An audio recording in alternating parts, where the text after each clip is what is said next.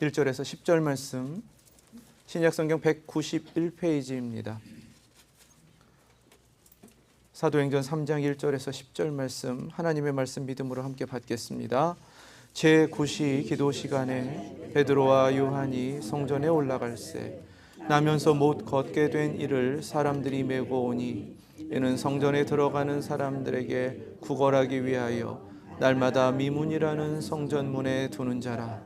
그가 베드로와 요한이 성전에 들어가려 함을 보고 구걸하거늘 베드로가 요한과 더불어 주목하여 이르되 우리를 보라 하니 그가 그들에게서 무엇을 얻을까 하여 바라보거늘 베드로가 이르되 은과 금은 내게 없거니와 내게 있는 이것을 내게 주노니 나사렛 예수 그리스도의 이름으로 일어나 걸으라 하고 오른손을 잡아 일으키니 발과 발목이 곧 힘을 얻고 뛰어 서서 걸으며 그들과 함께 성전으로 들어가면서 걷기도 하고 뛰기도 하며 하나님을 찬송하니 모든 백성이 그 걷는 것과 하나님을 찬송함을 보고 그가 본래 성전 미문에 앉아 구걸하던 사람인 줄 알고 그에게 일어난 일로 인하여 심히 놀랍게 여기며 놀라니라. 아멘. 하나님 말씀입니다. 기도하겠습니다. 하나님 감사합니다. 이렇게 새날 주셔서 감사드립니다.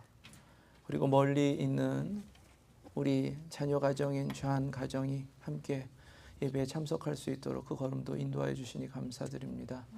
그 가정을 기억하시고 특별히 자녀의 복을 넘치도록 허락하여 주시옵소서. 온전하게 하신 아들을 하나님 책임져 주시고 이 세상 가운데에서 아름답게 자라게 하여 주옵소서. 하나님 이렇게 말씀 주셔서 감사합니다. 성령님을 더욱 의지합니다. 이 말씀 속에서 저희들의 모습을 발견케 하시고 무엇보다 저희들의 영안이 열려 지금도 저희와 함께 하시고 저희를 인도하시며 하나님의 목적을 이루어 가시는 그 거룩하신 영광의 모습을 바라볼 수 있는 이 시간 되게 하여 주시옵소서. 부족한 종을 세우셨습니다. 연약함 가운데 돌보아 주시고 주님 강하게 하여 주옵소서. 예수 그리스도의 이름으로 기도드립니다. 아멘. 이 말씀 우리가 잘 아는 말씀입니다. 이렇게 우리가 먼저 봐야 될 것 같아요. 처음 성령님이 임하시고 첫 번째 설교 우리가 2장에서 묵상했죠.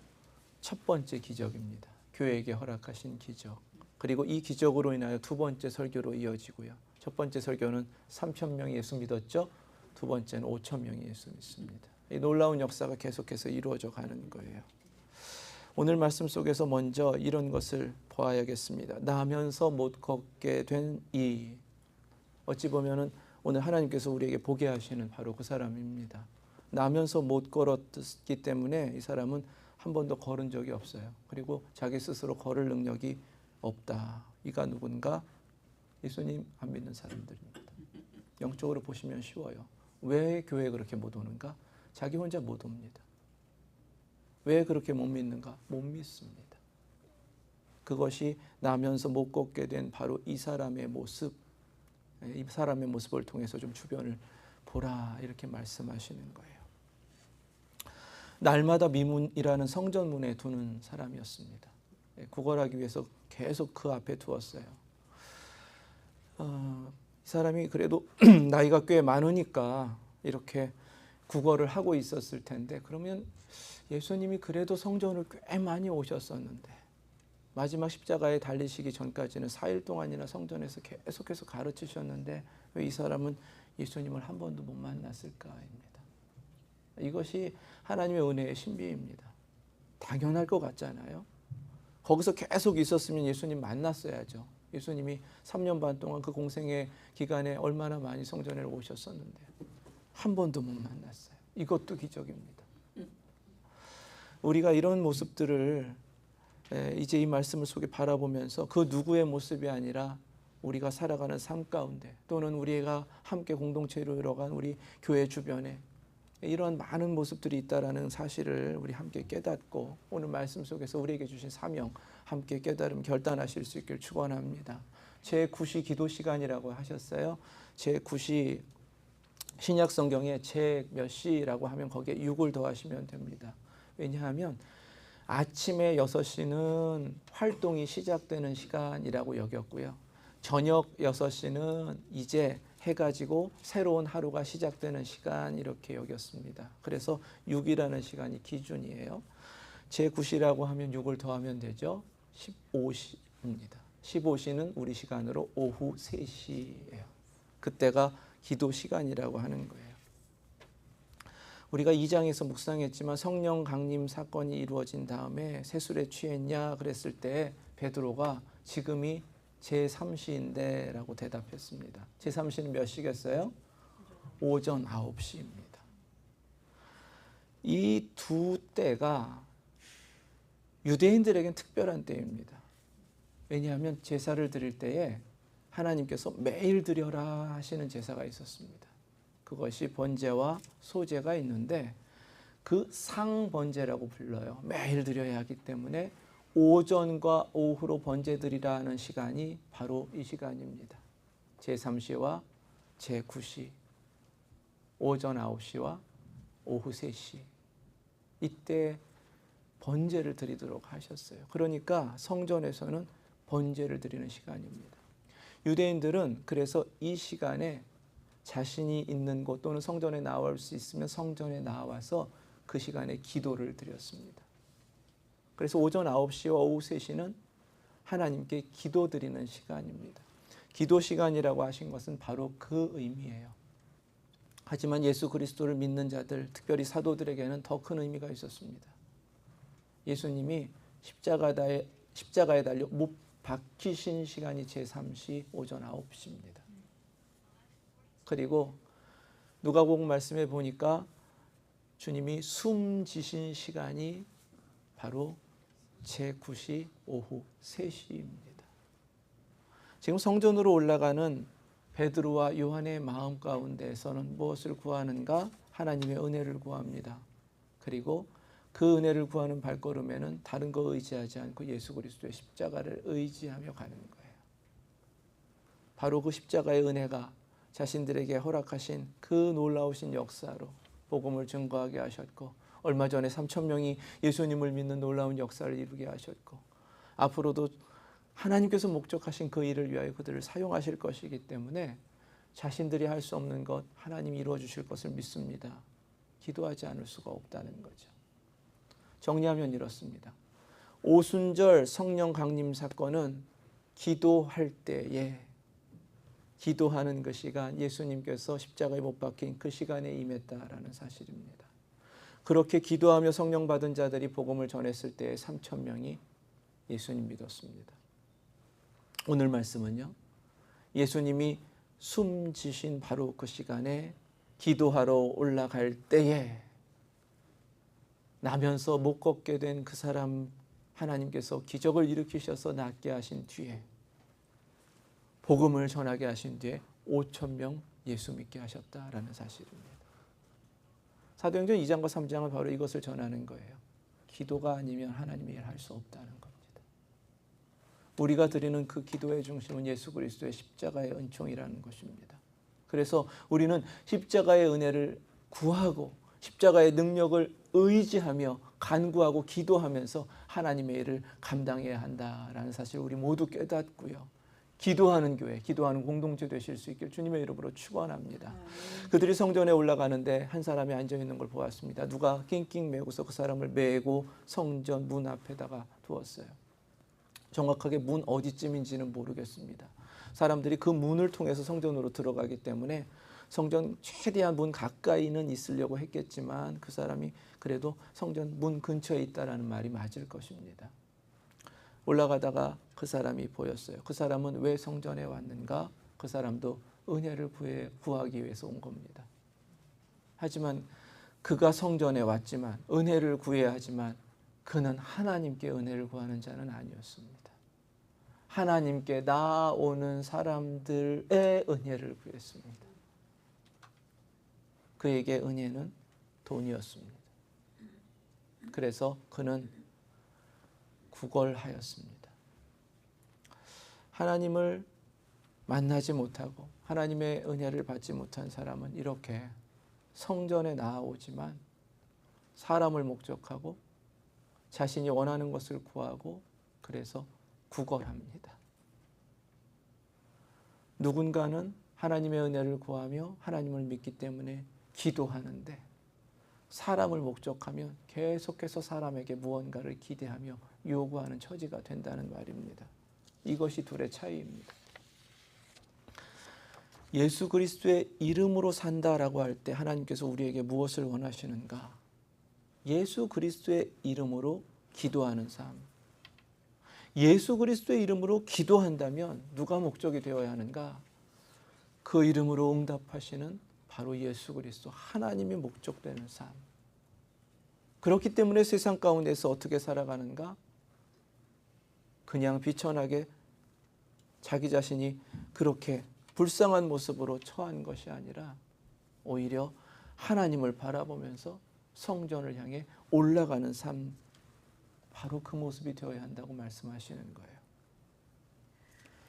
구걸하기 위해 뭔가 얻기를 원해서, 구걸하면서 뭔가 얻기를 원해서 그렇게 사는 것이 아니라 기도하여 하나님의 은혜를 받는다. 이것이 예수 그리스도께서 자신의 이름을 우리에게 주셔서 무엇이든지 구하라, 그리하면 다 이루어 주시겠다 약속하신 그 약속의 의미이고, 오늘도 그래서 하나님은 우리에게 예수 그리스도의 이름으로 기도하는 신앙, 성전으로 올라오라 부르시는 줄 믿습니다. 시편 121편 1절 2절 말씀입니다. 성전에 올라가는 노래예요. 시편에 보면 성전에 올라가는 노래만 있습니다. 이 신앙이 아주 단순한 원리이지만 하나님께서 우리에게 하나님을 찾는 신앙은 그렇게 높은 곳을 바라보고 올라오는 신앙이 되어야 한다라는 고백이 있는 것입니다. 내가 산을 향하여 눈을 들리라. 그래서 예수 그리스도의 이름으로 기도하는 사람은 시선이 하나님께로 향합니다. 나에게 응답하시는 분은 하나님이시기 때문인 줄 믿습니다. 나의 도움이 어디서 올까? 나의 도움은 천지를 지으신 여호와에게서로다. 아멘. 그래서 세상 앞에, 사람들 앞에 구걸하지 않습니다. 제가 왜 이렇게 말씀드리는 줄 아세요? 사람 만나러 교회 오는 사람이 너무 많습니다. 관계가 소중하고요. 뭔가 친교를 하려고 하고요. 사람 그리웠기 때문에 뭔가 정을 구걸하고 있다는 것도 모른 채 사람 목적하여 교회를 옵니다. 그거 안 됩니다. 하나님 한 분만이 목적이 되실 수 있기를, 하나님께서 모든 것을 이루시기 때문에 하나님께로만 정확하게 향하시는 발걸음 되시는 우리 웨스트엔드 예수제자교회 되실 수 있기를 주님의 이름으로 축원합니다. 예수 그리스도의 이름으로 기도하며 성전으로 올라가는 이들의 눈에는 하나님께서 보게 하시는 바로 그 시선이 있다라는 거예요. 그래서 그들의 시선 가운데는 예수 그리스도의 이름으로 바라볼 수 있어야 합니다. 지금 올라가면서 구걸하는 사람이 앞에 앉아 있으니까 보였어요. 바라보죠. 그리고 그 사람도 뭔가 구걸할 게 있나 하고 해서 사도들을 바라봤습니다. 그래서 둘이 눈이 딱 마주쳐요. 이게 슬픈 겁니다. 하나님 만나러 오는 이 성전을 올라가는데 나는 하나님을 바라보고 열심히 가고 있는데 나하고 눈이 마주치는 사람은 하나님 안 바라보고 있다는 거 아니에요. 이게 슬픈 거라니까요. 그런데 우리 교회 주변에 이런 사람들이 너무 많습니다. 왜 그러냐 하면 성전에 등을 돌리고 앉아있기 때문에 그래요. 십자가에 등을 돌리고 앉아있기 때문에 그렇습니다. 문제는 우리가 그들을 바라볼 수 있어야 되는데 그 사람들과 눈이 마주쳐야 되는데 안 마주쳐요. 왜 그런가? 우리의 시선이 흐트러지기 때문에 그렇습니다. 갈라디아 교회가 여러 가지 이단들이 공격하면서 흔들리기 시작했습니다. 그때 갈라디아서 3장 1절을 통해서 사도 바울을 통해 성령이 뭐라고 꾸짖으시냐 하면, 어리석도다 갈라디아 사람들아, 예수 그리스도께서 십자가에 못 박히신 것이 너희 눈앞에 밝히 보이거늘 누가 너희를 꾀더냐. 아멘. 무슨 말씀이세요? 십자가 그대로 바라보고 있었으면 저 사람들이 지금 우리를 꾀고 있다는 것은 십자가에 등을 돌리고 있구나라는 것을 깨달을 수 있는데 왜 그것도 못 깨달았냐는 거예요. 베드로전서 3장 15절 말씀입니다. 너희 마음에 그리스도를 주로 삼아 거룩하게 하고 너희 속에 있는 소망에 관한 이유를 묻는 자에게는 대답할 것을 항상 준비하되 온유와 두려움으로 하고. 아멘. 전도하라는 말씀이거든요. 그런데 가만히 보세요. 마음에 그리스도를 주로 모셔야 되고요. 그러면 거룩하게 됩니다. 그리고 그렇게 주로 모신 예수 그리스도로 인하여 우리 안에는 소망이 가득합니다. 그럼 사람들 눈에요, 궁금하다는 거예요. 바로 그들에게 복음을 전하는 것, 그것이 우리들의 모습이어야 하는데 지금 그들과 이런 맞닥뜨림이 없다는 것입니다. 예수님을 주로 모신 사람들은 분명하게 예수 그리스도가 아닌 자기 자신을 위하여 살아가고 있고 헛되고 없어질 것을 목적하면서 그렇게 쫓아가고 있는 그 사람들인데, 분명하게는 우리가 가는 길과 그들이 가는 길은 정반대일 텐데 맞닥뜨리지 않는다는 거예요. 왜 그렇습니까? 우리의 시선이 하나님께로 정확하게 향하여 올라가는 바로 그 발걸음이 아니기 때문에 그렇다는 것입니다. 예수 그리스도의 이름으로 세상을 바라보실 수 있기를 축원합니다. 그 이름이 중심이 되셔서 바라보시면요, 십자가 등 돌리고 있고 하나님 등 돌리고 있고 너무나 많이 보입니다. 바로 그들을 향하여 하나님께서 우리를 보내신 줄 믿습니다. 그렇게 마주친 그 사람에게 베드로가 이렇게 전했습니다. 6절 말씀 함께 읽습니다. 베드로가 이르되 은과 금은 내게 없거니와 내게 있는 이것을 내게 주노니 나사렛 예수 그리스도의 이름으로 일어나 걸으라. 아멘. 아멘. 이것이 그에게 전해진 복음이었습니다. 제자들도 은과 금은 없었습니다. 돈 없기는 마찬가지예요. 그런데 그 구걸하는 사람하고 똑같이 살지 않았습니다. 이것이 다른 점이에요. 세상이 누리는 그 많은 것들 우리가 다 갖지 않았습니다. 어떻게 보면 비교하면 너무나 많은 것들 부족합니다. 하지만 문제가 되지 않는다는 거예요. 왜 그런가? 우리에게 있는 것이 있기 때문입니다. 우리가 가지고 있는 것이 있기 때문입니다. 그것이 무엇입니까? 나사렛 예수 그리스도의 이름인 줄로 믿습니다. 나 남이 없는 것 있으니, 나 남이 없는 것 있으니 내게 허락하신 예수 그리스도 그 이름으로 살아내실 수 있길 주님의 이름으로 축원합니다. 이렇게 선포하며 그의 오른손을 잡아 일으켰어요. 이것은 베드로가 무슨 능력으로 그에게 역사하는 것이 아닙니다. 능력은 하나님만이 하시는 줄로 믿습니다. 지금 예수 그리스도의 이름으로 행하는 것은 기도하는 거예요.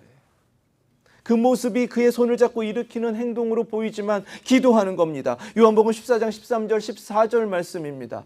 너희가 내 이름으로 무엇을 구하든지 내가 행하리니 이는 아버지로 하여금 아들로 말미암아 영광을 받으시게 하려 함이라. 내 이름으로 무엇이든지 내게 구하면 내가 행하리라. 아멘. 거듭거듭 내 이름이라고 하셨습니다. 누구의 이름이요? 예수 그리스도의 이름입니다. 그 이름에 구원하시는 능력이 있는 줄 믿습니다. 그 이름 우리가 가지고 있는 줄로 믿습니다. 그 이름으로 구하시고 그 이름으로 구하실 때 친히 행하시는 그리스도의 능력으로 살아내실 수 있기를 주님의 이름으로 축원합니다. 그렇게 간구하며 기도하는 심정으로 그의 손을 잡아 일으켰을 때 그 이름의 능력이 나타나며 그가 치유받은 줄로 믿습니다. 나사렛 예수 그리스도의 이름을 전해준 거예요. 내가 가진 것이 그것이니까요. 전도라는 것은 바로 내 구원의 나를 구원하신 구원의 이름 예수 그리스도의 그 이름을 전하는 것입니다. 그리고 그 이름을 받은 그에게 똑같이 그 이름으로 허락하신, 누구든지 주의 이름을 부르는 자는 구원을 받으리라 하신 그 약속된 말씀 그대로 구원의 놀라운 역사가 이루어지는 줄로 믿습니다. 일으켰기 때문에 일어났어요. 치유받았습니다.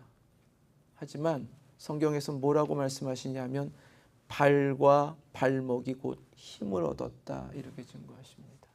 이건 치유입니다. 그런데 특별한 치유입니다. 주님께서 그 자리에 계셔서 그 간구하는 사도의 기도에 응답하시면서 이루신 치유입니다. 이걸 믿으셔야 돼요.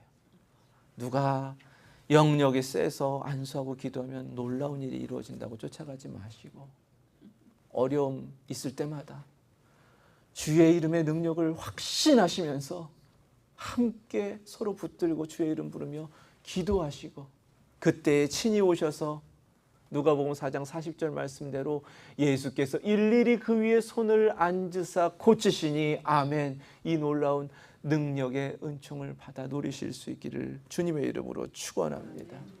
발과 발목에 힘을 얻는 거예요. 나면서부터 못 걷게 되었던 그 사람이 그 근본적 문제가 해결되는 것입니다. 이것이 진정한 치유예요. 자, 육신이 치유받았습니다. 만약에 사도가 능력을 행하여 내가 병을 고침받았다라고만 여겼다면 이 사람에게 있어서 가장 중요한 것은 사도들입니다. 내 손 잡아준 그 사람입니다. 이게 신앙생활하면서 속기 제일 쉬운 거예요. 신앙생활하면서 많은 분들이 사람 의지합니다. 사람 의지하고 붙들고 살다가 사람이 한결같습니까? 늘 변하는데요. 그러니까 자기 뜻대로도 안 되고 양해도 안 채고 어떨 때는 의심도 가고 오해도 사고 틀어지는 거예요. 진짜 예수님 믿는 사람들, 예수님으로 치유받고 회복된 신앙을 가지고 있는 사람들은 사람 손을 잡았어도 그 손은 사람 손이 아니라 내게 예수 그리스도의 이름으로 내밀은 손이다라는 것을 깨닫고 그 손을 잡았지만 예수 그리스도의 이름을 붙잡는 줄로 믿습니다. 그렇게 되셔야 됩니다. 지금 이 놀라운 역사가 어떻게 이루어가는가 뛰어서서 걸으며 걷기도 하고 뛰기도 하며 얼마나 설레이는지 모릅니다. 이 놀라운 역사가 우리 교회에 끊임없이 이루어질 줄 믿습니다. 더 귀한 역사는 그들과 함께 성전으로 들어가면서입니다. 자기 혼자 한 번도 그 성전에 들어갈 수 없었습니다. 그래서 그는 성전이라는 곳은 먼 곳이었습니다. 늘 문 앞에서 구걸하면서도 그의 마음 가운데 성전이라는 것은 늘 상처와 아쉬움만 주는 곳이었습니다. 누구도 성전 문을 열고 자신을 초대하는 사람도 없었습니다. 그런데 이제 주님께서 그의 발과 발목에 힘을 주셔서 일어서서 걷기도 하고 뛰기도 했더니 그는 성전으로 들어가 찬송한 것입니다. 베드로와 요한의 특별함이 여기 있습니다. 이것이 정말 위대한 신앙입니다. 자신을 통해 기적이 일어났지만 자신을 나타내지 않습니다. 거기에서 머뭇거리지도 않습니다. 자신들이 향하던 하나님께로 나아가 기도하고자 했던 본래 목적에서 흐트러지지도 않습니다. 오히려 거꾸로 그 사람 손을 붙잡고 함께 하나님 앞에 나아가 기도할 수 있도록 성전 안으로 이끄는 겁니다. 이렇게 신앙생활 하시고 이렇게 붙잡아서 놓지 마시고 끌고 오셔서 하나님 앞으로 인도하실 수 있길 주님의 이름으로 축원합니다. 이것이 진짜 회복이고 치유입니다. 하나님께서 우리에게 이루어가시는 치유는요, 육신만이 아니에요. 사실은 먼저 치유하는 것이 우리의 영혼이고 우리의 마음이고 우리의 생각이고 보이지 않는 것들 가운데에서 치유하시면서 우리의 모든 것을 치유하여 주시는 줄로 믿습니다. 우리의 육신뿐만이 아닙니다. 우리의 삶도요, 우리의 관계도요, 모든 것을 하나님은 치유하고 계시는 줄로 믿습니다. 예수 그리스도의 이름을 의지하셔서 지금도 일일이 우리에게 안수하여 치유하시는 주님의 은총으로 온전케 되실 수 있기를 축원합니다. 그리고요, 이제 예수 그리스도의 이름으로 이 모든 일을 이룬 이들은 하나님 앞에서 그 은혜를 받았지만 세상 앞에 증인으로 서 있다라는 것을 9절 10절에서 증거합니다. 모든 백성이 봅니다. 그 걷는 것과 하나님을 찬송함을 보고요. 잘 보세요. 걷는 것과 하나님을 찬송함을 보았다고 하십니다. 육신의 치유만이 아니에요. 그것만 보고도 놀라고 있는 사람들인데 더 중요한 것은 그 온전케 된 몸으로 하나님을 찬송하는 그 모습을 지금 증거하고 있다라는 사실입니다. 누가 고치셨기 때문입니까? 하나님이십니다. 우리가 신앙생활할 때 항상 이렇게 되어야 합니다. 내가 아니라 그 누가가 아니라 하나님만이 증거되는 삶이 되실 수 있길 주님의 이름으로 축원합니다. 그래서 온전한 치유를 이루신다고 말씀드리는 것입니다. 요한삼서 1장 2절에 이렇게 간구하세요. 사랑하는 자여 내 영혼이 잘됨과 같이 내가 범사에 잘되고 강건하기를 내가 간구하노라. 아멘. 이 말씀 그대로 우리의 삶 가운데 이루어지는 줄 믿습니다. 삶 전체가 그래서 그 온전하여짐으로 나를 구하신 하나님, 온전케 하신 하나님을 증거하는 삶이 될 때에 그 모든 모습으로 하나님께 영광 올려드리며 찬송하는 삶이 될 줄 믿습니다. 그렇게 증거하는 삶을 원하시는 거예요. 예수 그리스도의 이름으로 붙잡아 일으킨 그 놀라운 역사가 이루어졌지만 어느 순간에 베드로와 요한이란 이름은 사라집니다. 치유받은 그 사람도 이전 모습은 온데간데 없고 오직 하나님을 찬송하며 걷기도 하고 뜁니다. 오늘 우리에게 바로 그 모습을 찾고 계시는 거예요. 우리 주변에는요, 그렇게 교회와 상관없이 살아가는 사람들, 자기 필요한 것만 얻기 위해 살아가는 사람들이 너무 많습니다. 그것이 헛됨을 우리는 깨달았잖아요. 어떻게 해야 되는가? 예수님 믿어보세요. 교회 나가보세요. 라고만 하면 혼자 못 나갑니다. 예수 그리스도의 이름으로 손을 내미시고 그들의 오른손을 붙잡아 일으키시기를 주님의 이름으로 축원합니다. 그러기 위해서는 우리가 먼저 예수 그리스도의 이름을 붙잡고 사는 삶을 살아야 됩니다. 그리스도를 주로 모셨기 때문에 그 이름의 확신을 가지고 살고 있어야 되는 거예요. 그래서 모든 상황 가운데 아이고 요만큼 조금 도와주면 이 사람 일어날 것 같은데 라는 느낌이 들거나 생각이 들어도 결코 그거에 넘어가서는 안 됩니다. 얼마나 내 자신이 나한테 속이고 있는지 몰라요. 얼마나 나 자신한테 속는지 모릅니다. 안 돼요.